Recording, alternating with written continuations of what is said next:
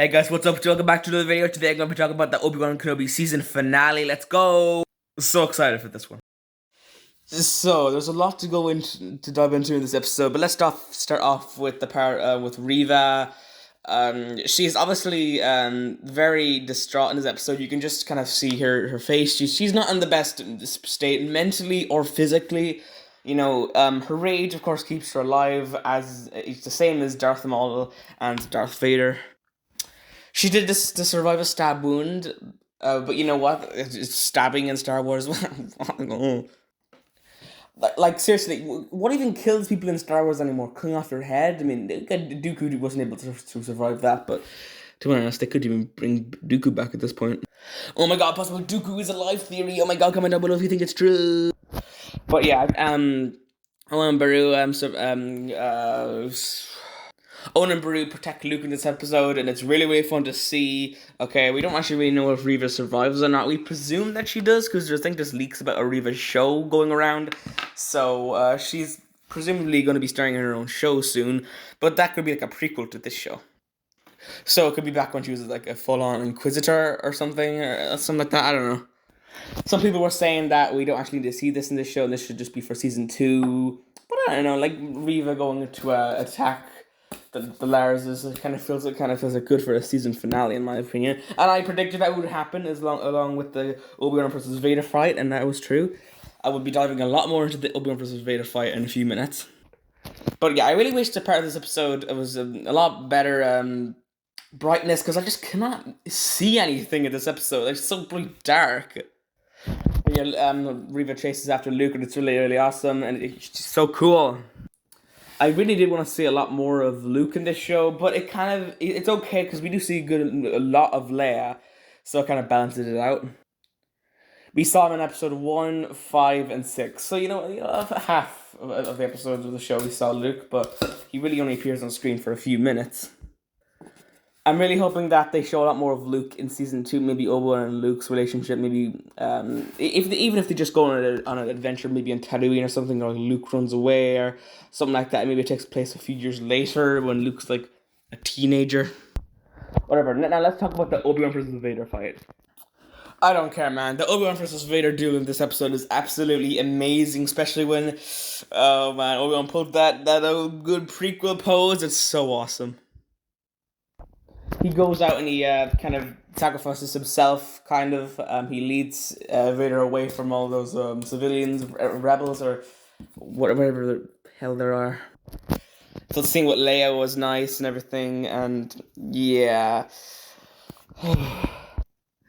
This fight, man, it's amazing, okay? Honestly, it's not full-on prequels, but it's pretty good, okay? I really enjoyed watching it. It's absolutely awesome to see Obi-Wan and Vader, they're equals now. In episode 3, they were definitely not equals. Obi-Wan was getting absolutely wrecked by Vader. Of course, we saw their rematch in episode 4, but that was the first ever lightsaber duel, and it wasn't really that great. But here, it's an actual modern Star Wars lightsaber duel. But Vader wins, I guess, the first round of the duel. Oh my god! And he buries Obi-Wan in the rocks. This would have been a great scene for Qui-Gon to come back in the mix. Now, he does appear later on in the episodes. I'm really, really happy about that. But it would have been a great part for Qui-Gon to kind of push Obi-Wan to get out of the rocks. But I'm not really too bothered that it doesn't appear here because of a reason that, I'll get to later on. I guess visions of Leia and Luke and stuff gets him out of there. Yeah. But Obi-Wan rises from the dead and it overpowers Vader. And I don't know, man. It's really satisfying to see Vader just get hit by rocks over and over again. That was actually kind of funny. But man, did Vader get smacked up. Obi-Wan has become the master once again. Obi-Wan has won round 2 and there's no more rounds of the tie. But overall, Obi-Wan won round 2 a lot more, harder than he won round 1. So then Vader won round 1. So, I mean, he wins the overall thing, or whatever. It doesn't really make sense. Man, the next few minutes are just absolutely incredible. It really reminds me of Star Wars Rebels, when Ahsoka saw into that mask and saw Anakin. Of course, this was later on. Well, later on the timeline, not like real life. But this is a lot more impactful, of course. Vader holds so much rage for Obi-Wan in his body. Like, seriously. I really loved Hayden Christensen's voice kind of blended with James Earl Jones' voice. That was so awesome. It was so cool to see. And Obi-Wan's apology is just, it was actually just kind of sad, to be honest. Obi-Wan finally apologizes to Vader after all of these years. And here, I mean, we can just, in this scene, Obi-Wan actually learns to cope with the fact that Anakin is Darth Vader and probably will never be able to be turned again. You know, in the original trilogy, Obi-Wan wasn't trying to persuade Luke to turn Anakin back to the dark side. He thought that the damage had already been done, but of course it wasn't. But in the scene, he finally comes to cope with the terms that Anakin is now Darth Vader, and I guess his PTSD is gone. I thought the scene was absolutely awesome. It could have used some flashbacks, but you know what? It's fine without flashbacks. I thought this episode was really, really good, and yeah. It is kind of weird how Obi-Wan just kind of gets up and leaves, but he does. Once again, he leaves Vader to rule the galaxy and kill loads of innocent children. Whatever, man, this is absolutely incredible. Though when Obi-Wan goes, he says goodbye, and then Darth, which kind of ties into episode 4 when he calls Darth Vader Darth. So, yeah, he doesn't acknowledge him as Anakin anymore. He just calls him Darth.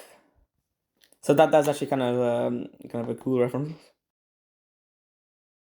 So Obi-Wan comes back to rescue Luke, but it's too late because Reva's already rescued Luke. I mean, yeah, she brings him back and everything because she couldn't kill Luke because she's becoming what she hates.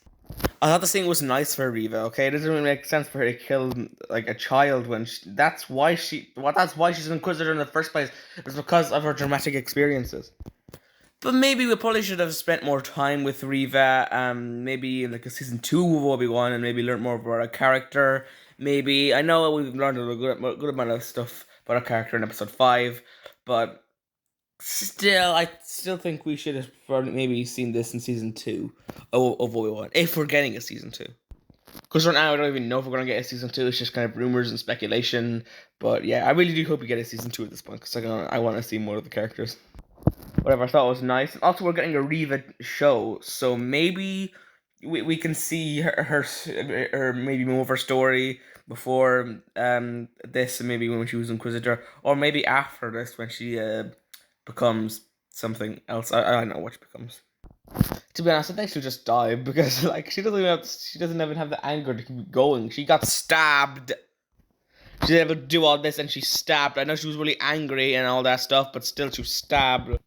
We also see Palpatine in this episode, and other than his face, he's looking pretty good and sounds pretty good. Ian McDermott back here again, but no, something about his face just isn't right. His eyes, they're just squinting, and yeah, like Palpatine doesn't look the best in his face. But other than that, it was really good. Palpatine's kind of annoyed at Vader for being attached to the past so much and everything. Oh, by the way, the yell that Anakin and Vader yelled at Obi-Wan, the yell, Obi-Wan! Obi-Wan! Yeah, so Palpatine doesn't want Anakin to Vader to stick in the past too much. You know, he wants to focus on the future, if you know what I mean. Also, I just want to take a minute to say, like, how much of a victory that was for Obi-Wan beating Vader. Like, seriously, man, that was something great to overcome. Like, seriously. This is Vader when he's at his prime. He is pretty darn powerful, and Obi-Wan managed to absolutely whoop Vader's ass. Good job, Obi-Wan. It has nothing to do with Palpatine, though. Whatever, it was great to see him. You know, I wish this was the best cameo in the episode, but it's not. Unlike the other actor who appears here, we actually got to see Ian McDermott a lot more. You know, of the prequels and the episode that we do not speak of. You know, 9. Okay, yeah. Obi-Wan is back in Tatooine, and he said the thing. He said hello there, and it's awesome because it kind of says it like Alec Guinness, and it's pretty good. And he says it to Luke, like maybe whenever they meet, Obi-Wan just says hello there. Like, that's so cool. It's like a mix between Alec Guinness and Ewan McGregor's hello there. It's great. 10 out of the 10 episode. We can kind of see now that Obi-Wan is kind of like the Alec Guinness version now. I mean, he still has a few ways to go before he's the full Alec Guinness, but like, still, I mean, you can see that this Obi-Wan's pretty different from Episode One. He's kind of his PTSD is gone. You know, he's kind of got closure on the whole Anakin Darth Vader thing. It's pretty awesome. Now let's talk about his interactions with Leia. So Obi-Wan goes to Alderaan, and yeah, he and Leia kind of talk, and that's awesome. And Bail and his wife don't even invite Obi-Wan in for dinner. I mean, that's kind of rude, Bail. I mean, come on, he literally kind of saved your daughter from death. I mean, I'm not adopted daughter from death. You know, you could be a little bit more grateful. I mean, at least give him like a sandwich or something like that. But whatever, this scene is great because it actually explains why Leia didn't address her prior connections with Obi-Wan in her holo message to actually put into R2 in Episode 4 A New Hope, because that has been a pretty big plot hole throughout the series, and I guess most of us thought it was because that Leia only knew Obi-Wan as Ben and not Obi-Wan Kenobi, but no, that's not the reason. Obi-Wan says to Leia that their knowledge of each other has to be kept a secret because their lives will be put in danger, and yeah, okay, I don't know, whatever. So Leia didn't address her prior connections with Obi-Wan because she didn't want to, just in case the message fell into the wrong hands. That, yeah, it would be pretty bad. But then again, I don't think in the message they would really focus on the fact that Obi-Wan and Leia knew each other. They just focus on the fact that, you know, someone's gonna blow up a planet of the Death Star. Okay, someone's not gonna focus on that. If a smuggler found that, they're obviously gonna sell it to the Empire for a pretty good price. Probably not even gonna focus on that part. Or a stormtrooper finds it. They're not gonna focus on that part. They're gonna focus on the part that the Death Star has a way of being blown up. Whatever, the fixed plot hole game. Also, it's kind of sad. They say that they might see each other again, but literally the next time Leia sees Obi-Wan, he dies. That's never addressed here. That's never addressed in A New Hope. Leia knew Obi-Wan, okay? Was she sad when he died? Okay, she's probably... I mean, Leia still wasn't really that upset that her whole family got, like, blown up to obliterated all of her friends and all their old... Literally just blew up, and, you know, she wasn't really that sad about that, so... Obi-Wan dying, I mean, she's happy about that. And, of course, the best cameo in this episode was Qui-Gon. Woo! Seriously, that was so good to see Qui-Gon here. Seriously, I really hope we get to see him in Season 2, if we do get to see Obi-Wan in Season 2. And I love how Qui-Gon appeared when Obi-Wan's mind was kind of free. It wasn't clouded with all the PTSD and all the Vader stuff. He couldn't see Qui-Gon. He had to overcome his fear of Vader, I guess, in a way to see Qui-Gon. And that's absolutely awesome. And I guess it's kind of why Luke on the island in the sequels couldn't see Yoda or Obi-Wan in the sequels. Yeah. Then when he cleared his mind and he was going to tell Rey that he'll come off the island, and then...